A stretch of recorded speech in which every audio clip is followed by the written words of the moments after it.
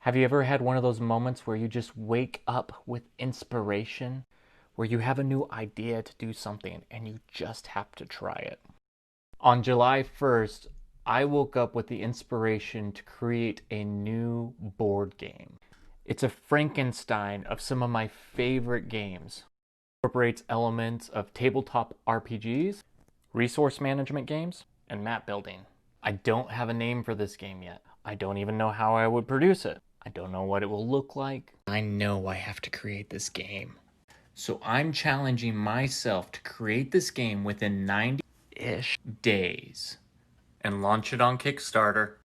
If you want to come along with me on this journey, please follow, like, share, or just ignore. Either way, I'm doing this.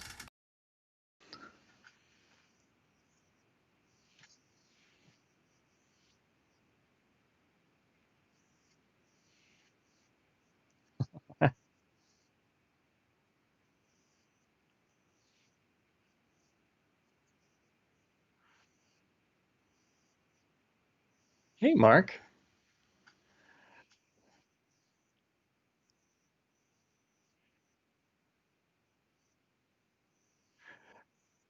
Yeah, and I'm today's 72 days left, so I'm not gonna do as maths as you guys say it. You put the S on it, which I think is the proper way, by the way, because you're shortening mathematics. It should have the S.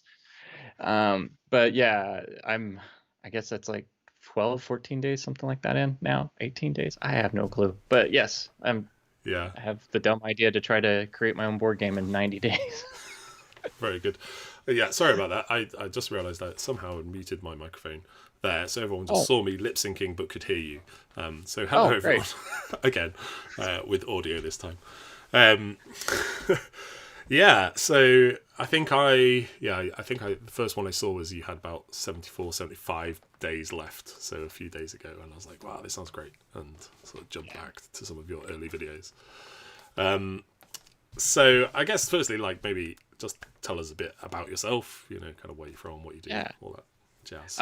So name's Greg Qualls. I live in San Antonio, Texas. I moved here actually about 2 years ago, but pretty much grew up in New Mexico, in the United States, as we're all talking about this. And my day job is I work for a tech company doing sales, and then I have a part-time job outside of that doing communications for my church. I am married for over 15 years to my wonderful wife, Shannon, and we have three boys, Asa, Mason, and Deacon, who are 12, 9, and 7. Always have to keep that straight. But yeah, and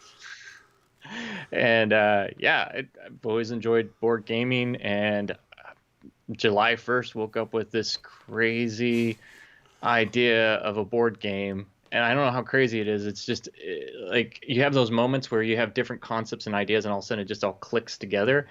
And I don't know, I just had this vision in that moment of like, this could be something. And started talking with a few friends, and I was like, you know what, I'm giving myself 90 days. Let's do this. And that's where we are today. So why 90 days? Was it just a kind of, you thought that was Um, the achievable but challenging time, or? it's probably not achievable, let's be honest. Uh, there's a combination of probably because I've had people ask like why 90 days, and first it's one, I've been in sales for over 15 years now, so my internal clock runs in a 90-day kind of quarterly basis as far Okay. as quota and hitting goals. That it's there too. But then even I was reading some articles at Forbes, and there's books on this. All that is 90 days for any kind of creative project gives you enough time to accomplish it, but not enough time to procrastinate about it. Sure. And I think that's kind of my question. Like when people are like, why 90 days? It's like, well, why not? Like the majority of time, like the reason we give ourselves so much extra time is not necessarily to overcome the objective.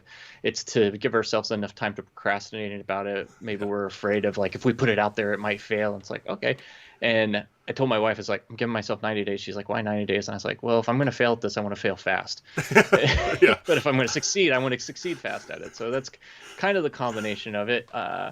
And and all I kind of gave myself was like, I'm going to go on Kickstarter in 90 days. And with that, there's, all the intricacies of what that could look like on Kickstarter, but I'm even building to what that Kickstarter will look like Sure. as far as delivery times and all that fun stuff. But yeah, Yeah. that's kind of a little bit of the 90 days behind it. Very cool. And so, what kind of gamer would you describe yourself? You say you like kind of into board games. I've seen from your channel that you're obviously into RPG stuff as well. Yeah. So one, I don't do video games. It's so funny. I'm an elder millennial, as they like to say. I think I'm 38. The technical term. There's actually some people who are into Oh generations yeah, and all that kind of stuff. That it's, I'm one of those gappers it's where they're. Zennial.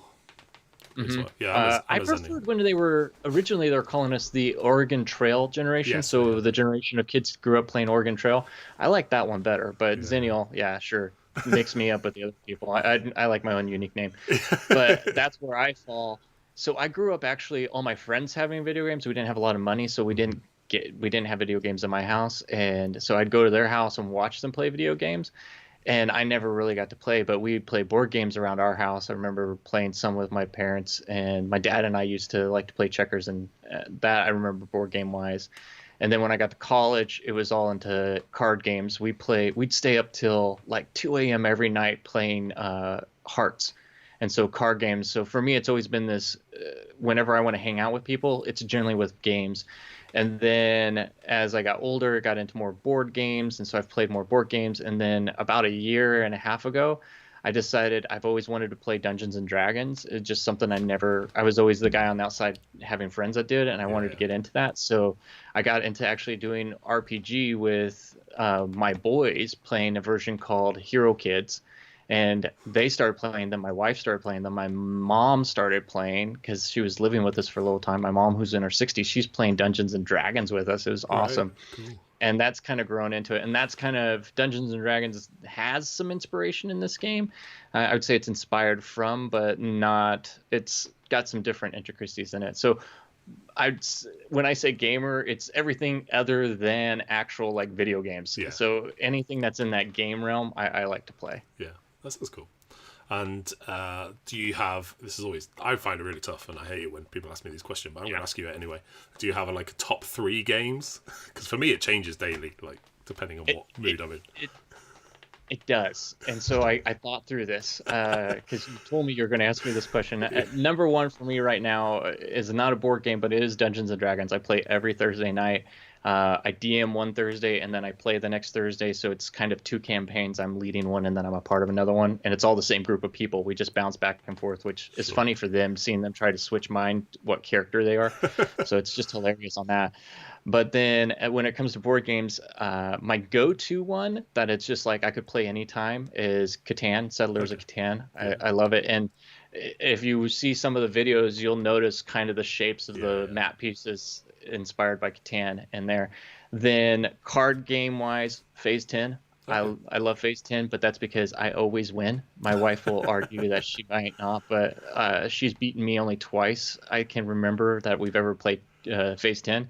That's why I hate cribbage, because I've beaten her one time. We've been married 15 years and I've beaten her one time at cribbage. That's why we don't play cribbage.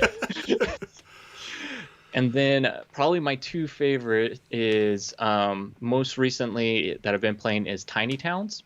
Oh It was yeah. a game that we went and I like that. It's just the strategy of it, Yeah, and yeah. I'm a big person that likes strategy. So I want to sit down before the game, try to figure out how I'm going to win the game, and then try that strategy out. Yeah, And yeah. that's why I like that one.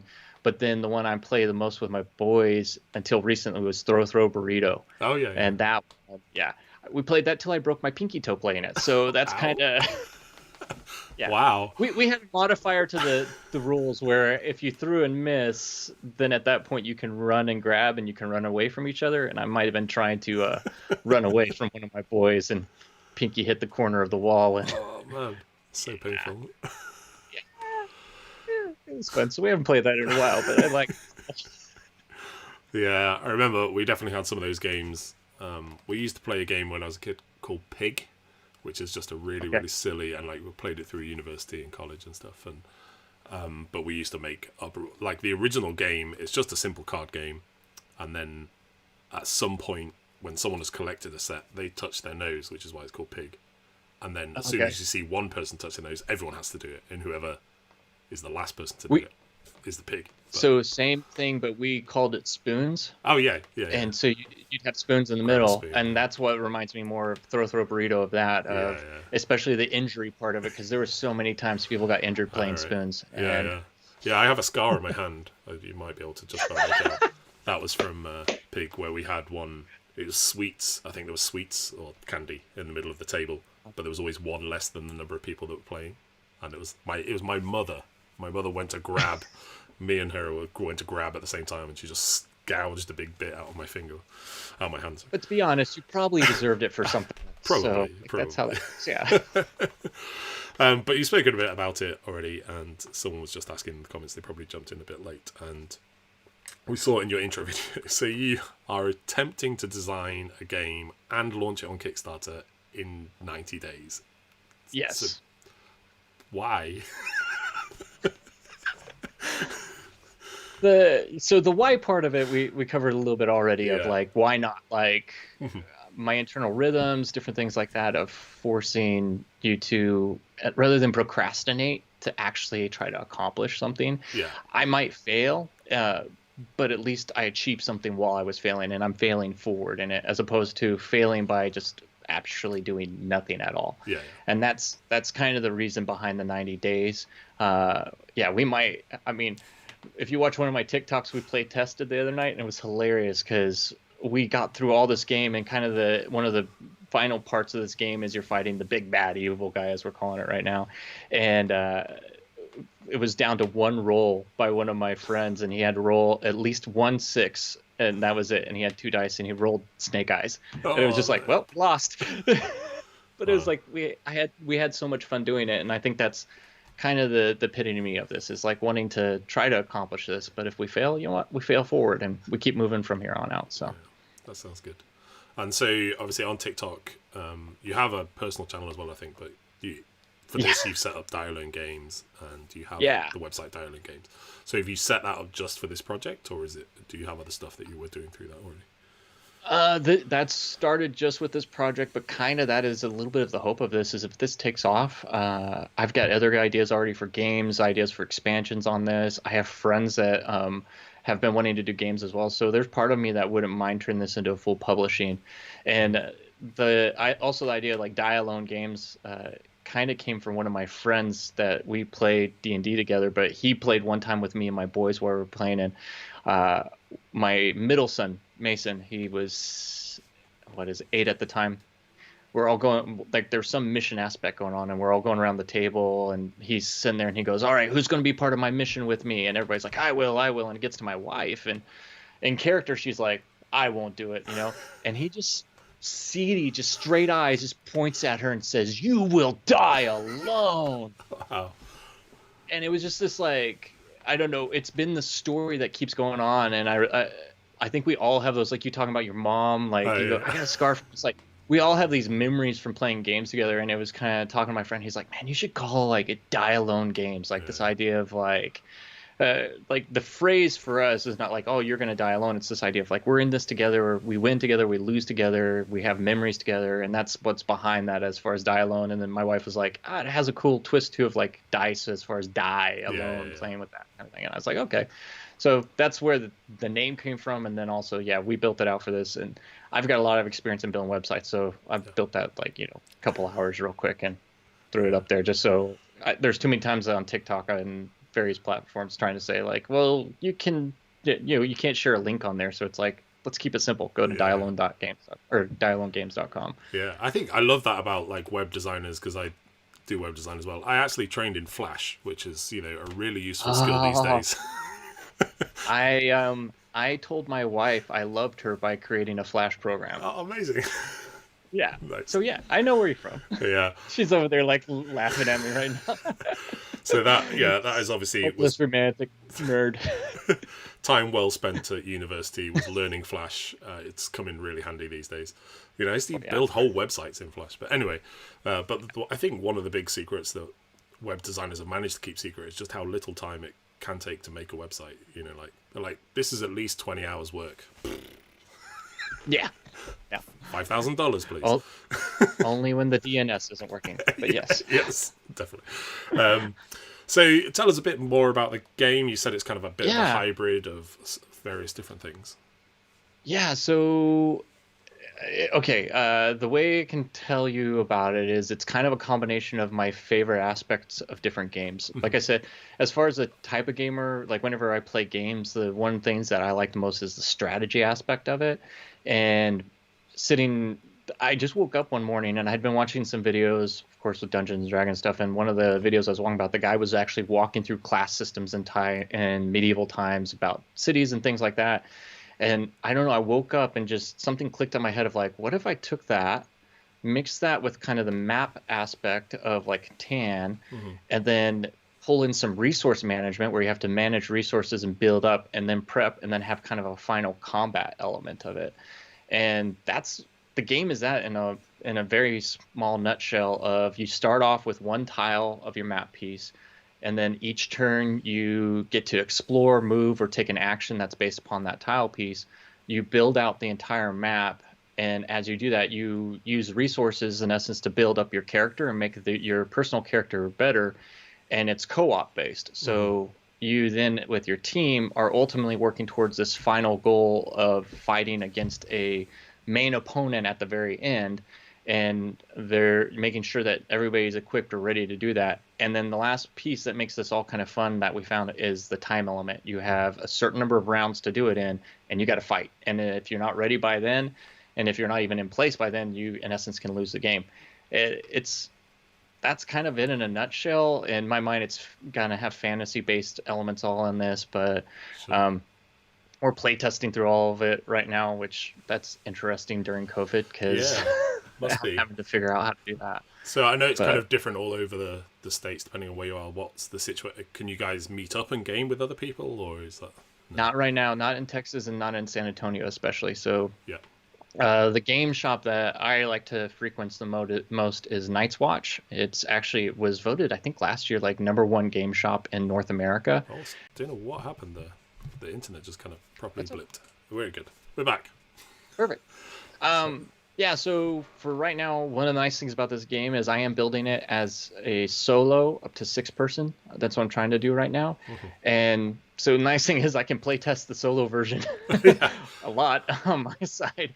And that's what I've been doing is doing a lot of play testing and on my own, but then my wife will play regularly with me until she gets annoyed. And then we have some very close friends that are neighbors that we've been, in essence, quarantining with at times. So we interact on it, and so they come over. That's basically it. My brother-in-law, he's been traveling, but he gets back on Wednesday, and he's like, "I'm coming over. We're gonna play." And I was like, "All right." Awesome. So I've got a lot of interest. The next big step that's in my agenda is because I'm doing this so fast. I really didn't take time to do it as far as electronically up front, like typing out all the rules or anything as I go. Yeah. Literally, if you see the first videos, it's like I knew the shape I wanted to be this hexagon as far as the map pieces, and it was just post-it notes with mark it Sharpie on there. Yeah. Yeah, all the cards right now, where is it? All the cards are literally like Sharpie on one side for what the card is, and then handwritten in pen on the other side, and I'm marking things and changing as we go. And it's like, in me, it's like with a 90-day window, I don't have time to, like, if I want to change something, to go back into the computer, type it out, reprint that card or anything. It's like I just do it on the fly right there immediately. We play it and test it from there. So my next goal is I need to get this where somebody, I could email it to them, they could print it out and test it then, and then give me feedback. And I'm feeling like I'm finally at that place where I have enough of the rules hammered out to where it works, that I feel like I'm not going to send something to where they play test and just feel like, well, that was a waste of my time. Which, trust me, the first few times we played this, it was well, that was a waste of our time. My wife just looking at me like, yeah, that wasn't fun. Yeah, sure. But that's where you walk away from and say, well, let's change this. Let's try that. So what's the kind of lengthwise for one session, assuming it's like done? Yeah, so right now, for each person playing, it's rough. Well, for individual, I've been able to play through it just by myself in 30 minutes. Oh, cool. With each person added, I found it's anywhere 15 to 20 minutes added on to the amount of play. The rounds, I'm trying to hone that in. I know right now the sweet spot that I found for single player is 60 rounds. And then the more people you add, actually have to cut down the number of rounds to make it where it's still fun as far as that's concerned. Else everybody's just maxed out on their character walking into that final battle, and I'm just like, this isn't fun. I don't know how many times we've done that. We walked in and it's like we finished it immediately, and I was like, all right, let's try that. Let's just redo that final battle. And I'm sitting there upping up the hit points on the back guy. Let's try out this or changing the rules right there. But that's cool. Kind of the idea right now is I want the sweet spot to be, because there are so many elements that change in the game, because the map is different every time. The actual overall objective and how you play your objective pieces along change every time. The bad guys that you can turn over change every time. So I want it to be where you could play it probably multiple times in a night. Yeah. I don't want it to be where you get done and then there's that, I want to try it again to see I want it to be where, I want to try it again. I want to try it again. Or even that if you get to the end and you lose, you don't feel like, well, we just wasted a whole night just to lose this. So that's kind of the idea that I'm working through. And that's a lot of what I've been fighting through on playtesting, is actually making things simpler, because the more complicated it is, the longer it takes. So just like the combat mechanics was killer. Yeah. And I finally few days, yeah. Your revelation in a cupboard video was pretty fun. Revelation was in the shower, but I didn't want to. Didn't want to pull out the phone then. But yeah, shadow banned. Yes. So I'm going to roll these next kind of couple of questions into one, because it's all to do with challenges, and so it's like, what are some of the biggest challenges you've faced so far, and what do you think are some of the biggest you've still to come? So biggest challenges so far has been just that, of figuring out the mechanic pieces of it to make it simple enough that you can play and have fun at it, but it still leaves tension and also that fun gameplay. And then in that alone too, also is realizing like the reasons I like to play board games are totally different than everyone else, and making sure that by changing mechanics, I'm not taking away something fun for somebody else. Sure. So for me, like I said, I like to build out my strategy, work it, and then see if it worked. And if I lost, I don't care. Like, I learned something, I go back and play again and change my strategy, see if I win. My wife, when she plays, she's a completionist. So if I give her, like, you can do all these things with your character and you can build out and have these stats, or you can go have this much gold or whatever, she's going to try to do all of it. And even if she beats the big bad guy at the end, if she didn't get to max out everything, she feels like she didn't do what she wanted to accomplish in the game.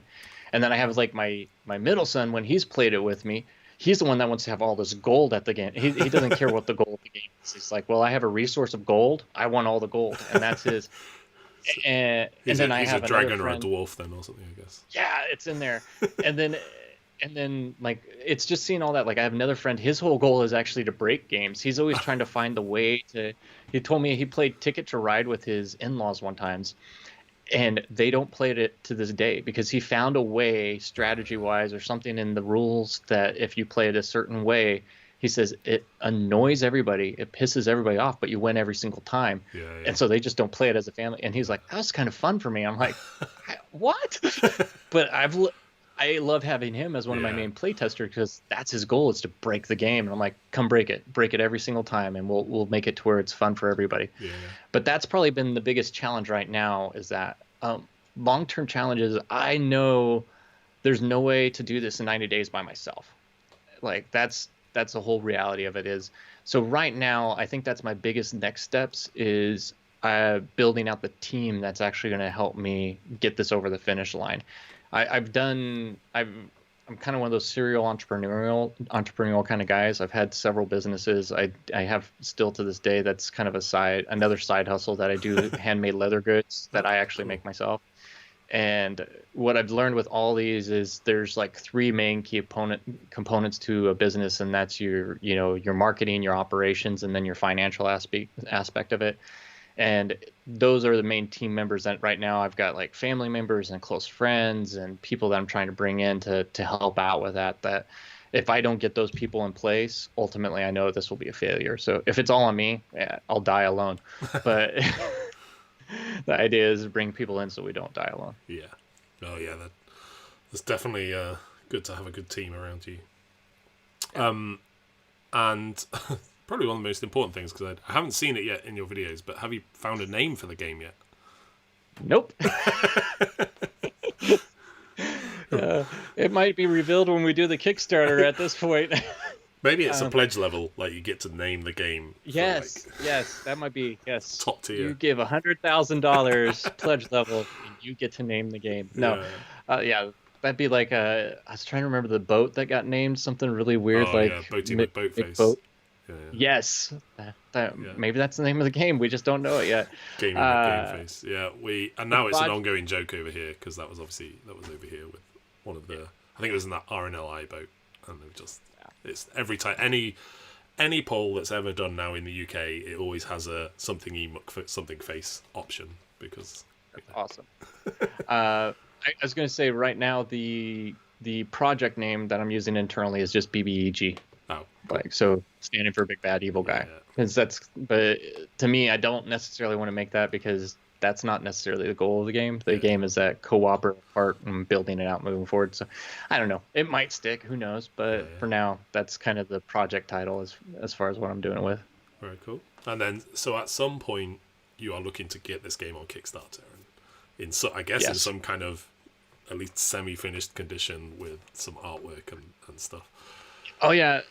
If right now you were to ask me, the goal is whenever we go on Kickstarter, you'll see the prototype of it. Okay. And my goal with, as far as commitment levels on Kickstarter, would be, I'm one of the first people I'm looking to bring in, and if he's watching this, he doesn't know, is my brother-in-law. He actually works for a very large company in San Antonio doing work where they, what is it called? His whole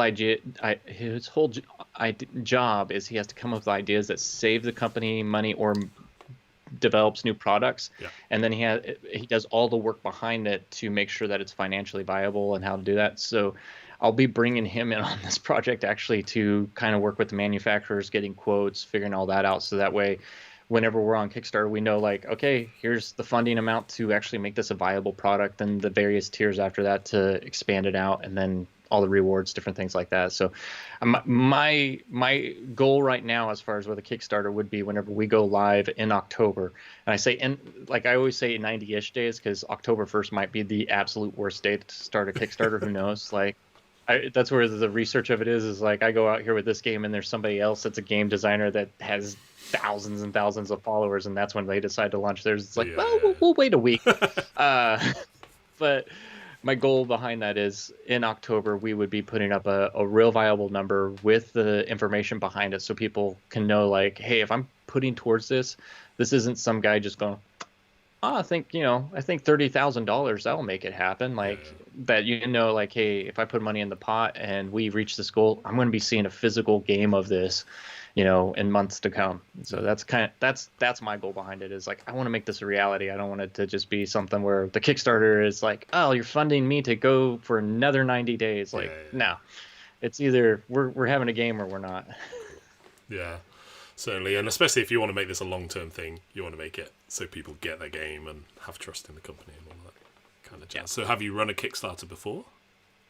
I have not. Okay. A lot of, but yeah, there's other people who have, and that's part of building that team out. And definitely. that's where I know where my strengths are and where my weaknesses are, and that's where I'll be bringing in team members to help that out with. And I have a few people that have already said, hey, as far as even right now, I want to invest in you.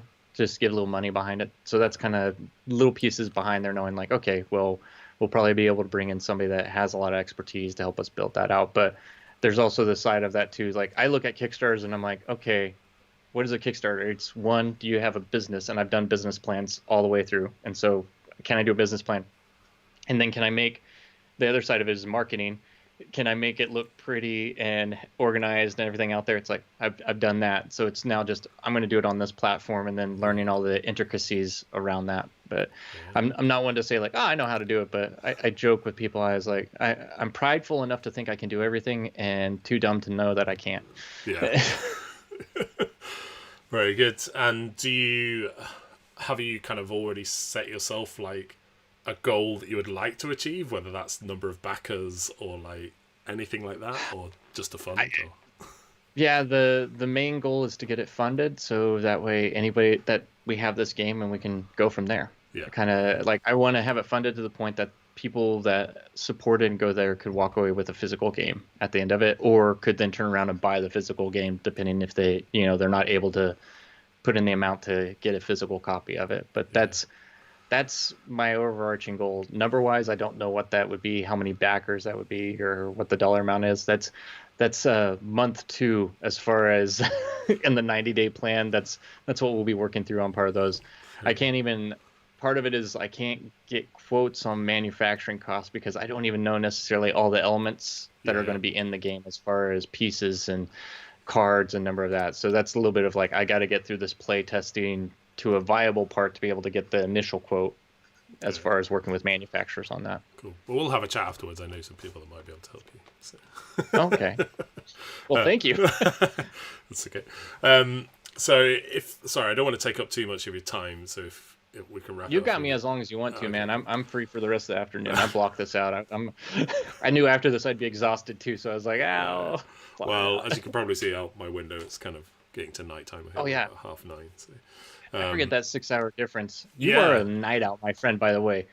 Oh, no, what it is I'm waking up early with you've seen my son in the video this morning. Okay, so that makes more sense, because I was up at midnight last night and saw you post some TikToks. I'm like, that's like 6 a.m. Okay. Yeah. No, he is going through a delightful phase where he's waking up at any time between 4 and half 4 in the morning here. Which is, just fabulous. No, he'll get better. Oh, yeah. We have so my daughter, she's like just over 3, but my son, he's just coming up to 1, and so we know it goes in phases. We're just like, oh man, just got to get through. So I had an afternoon nap today, so I'm all good. Good. But yeah, I just wanted to quickly sort of touch on TikTok, because we obviously connected over TikTok a few days ago, and we, as I said, it's not we as a channel just started doing TikTok about 3 weeks ago, I think, maybe. Just slightly over.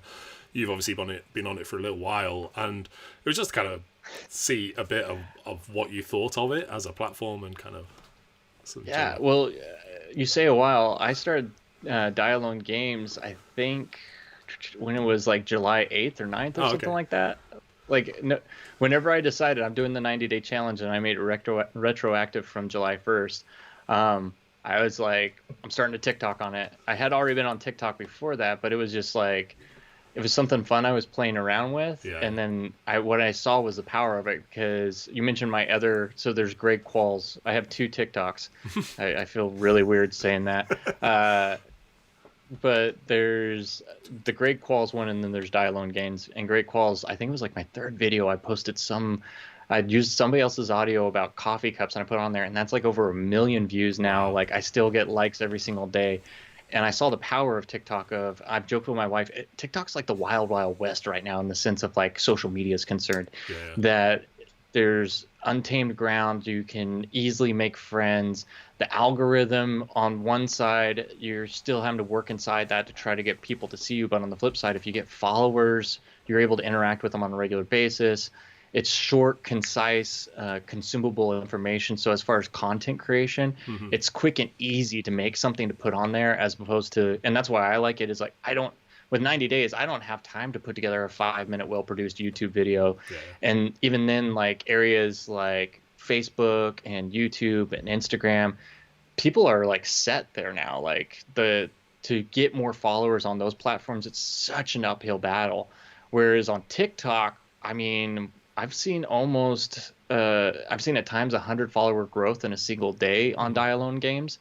I saw that easily. I saw like 1,000 person. Oh no, it was like a 300 person kick whenever I had that one video go viral on Greg Qualls, and then I've had a few other ones on there. That one's my one I just screw around on and have fun. Like there's no necessarily intention behind it, which is funny because that's the one that I get the most followers and likes on. But with die-alone games, I'm like very niche specific. I'm going to talk about board games and focus on people that I know will probably like board games, which is a lot of what I know is the D&D community. And that's, I mean, you've mentioned that of like, why don't you think board games have taken off a whole lot on TikTok? And I think it's because a lot of the people that are probably into board games, one, it hasn't become a niche in and of itself on TikTok. They joke about the different versions of TikTok, like where we joke D&D TikTok, and then there's book gay talk. TikTok, straight TikTok, book talk, like there's llama talk, there's owl talk. Like I've ran into steak TikTok the other day, which I'm like, that okay, I was, but that's kind of the joke, is like you have people that focus on a certain niche and then everybody gets around it. And the more you like those types of videos, TikTok goes, oh, you like these, I'm going to give you more of these videos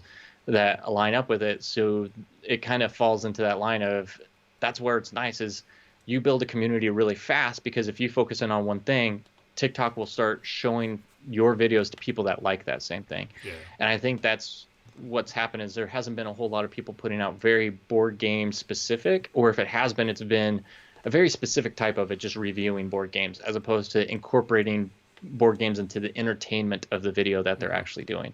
And that's a lot of what I've been trying to think through, of like, okay, how do I present that one vlog style, which that's a lot of what I've been doing with TikTok, is just daily quick. My wife, she's like, you need to do 2 TikToks every day, no matter what.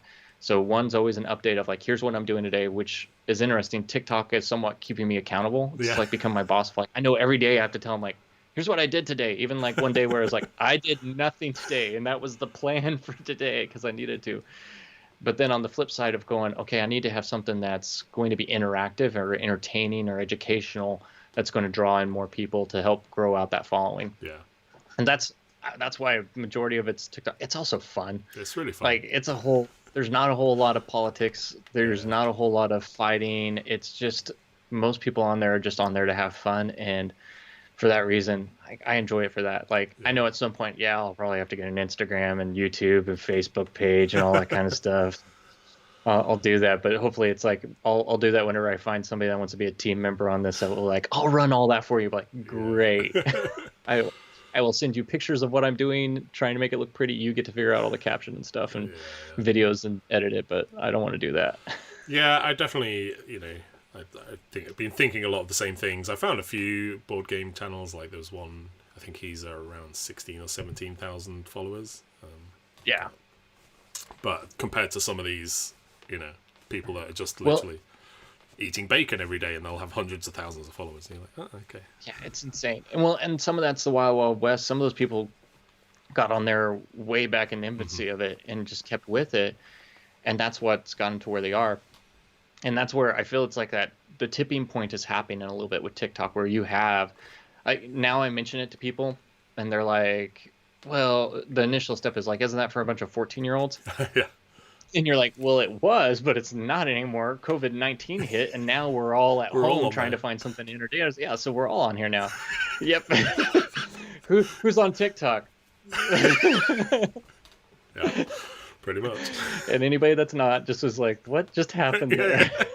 But, you froze on my side. Oh, there you go. You're back. But so It's crazy though, the number of people that are now over 20, over 30, over 40, over 50 that are on Hmm. TikTok, and each one of them, because of how the algorithm works, the more you interact and like and comment, the more you get videos that you will like be based upon that. I had one friend that was like, "Oh, dude, do you need to get on TikTok?" And he's like, "I got on it for like 5 minutes and got off because it was nothing but teenagers dancing." I was like, "Well, then you scroll to the next one, and when you find something you do like, you like it, or you if you see something you don't like, you push on it long enough, and it'll pop up a menu and say not interested." And Yeah. it's like, "Oh," and he's like, "Oh, I didn't know how that worked." I was like, "Yeah, you just gotta work with it and go from there." Yeah. It was pretty like right at the start before I kind of knew anything about it. I did one of those follow train things, and then Uh huh. that was like a real big mistake because then I just had Yeah. loads of that kind of video, and eventually it learned, and now I don't get them anymore. But Yeah. yeah, that was like, oh, there's a bunch of people that have nothing in common, like following each other just to get Yep. followers. Like, what's the point in this? Because it was a Yep. thing. I remember, like with Instagram and stuff, that was a thing, and it did kind of work because it, because the hashtag worked a bit better on Instagram. But yeah, I really like it. I do like the positivity in general of it certainly compared to Twitter, and in some Yeah. ways compared to Facebook. Like you said, you get the occasional person that is a bit of a jerk, but it's kind of nice. I was watching a live stream just before with someone, and they called them out. They were like, "Don't do it. Like, Yeah. just if you don't Yeah. like my Why? stuff, just don't watch me. TikTok will learn, and I won't get as many followers. That's fine. Like, just let Yep. that do the work. You don't have to tell me that you don't like my stuff. Like, Yeah. so it was really neat. That's very cool. So I would recommend that you, even if you don't have a TikTok account, you can still get on the website and go to Greg's TikTok, which is just below us here, which is tiktok.com/@diealonegames, and watch through all the different things. Like we just said, each one is less than a minute, and I think you're about 20-ish so far, isn't it? So, I think I'm like 38, 39 now. oh, okay. I started, I had a little moment there where my wife was like, "You need to do more board game related stuff," because I started having fun with my D&D Oh, yeah. things, and she's like, "You need to start focus on some more generalist stuff." And I was like, oh, "Okay, yeah." So there's a few on. It's fun. Yeah, Yeah. she was making fun of me, but it's all good. But if you She's want to kind of follow the journey of the game, there's the daily Mhm. updates. It'll take you 10, 15 minutes to get through them.